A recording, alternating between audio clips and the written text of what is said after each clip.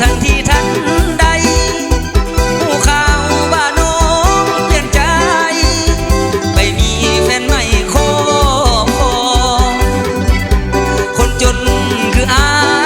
ยถึงเจ้าแค่ทิ่มลงคอแฟนใหม่เจ้ารวยเงินทองไอ้นี่จำต้องผิดหวังน้ำตาอายหล่นบนเหล้าใสๆคิดเห็นภาพเคยตึงใจน้ำตาไหลห้ามไว้บ่ฟังถามแน่คนดี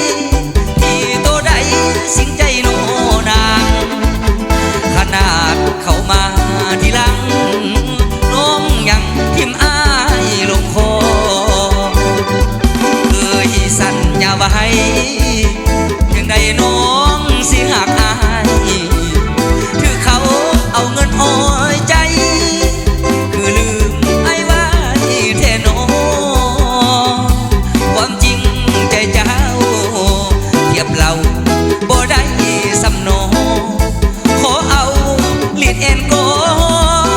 ถึงความโทษแทนการเสียใจขอเป็นขี้เหล้าพอเจ้านั้นลืมมาจอดหัวใจหัวซึม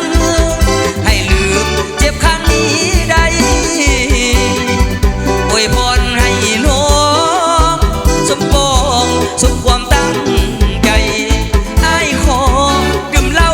ใสๆล้างคอล้างใจเพื่อให้ลืมนาง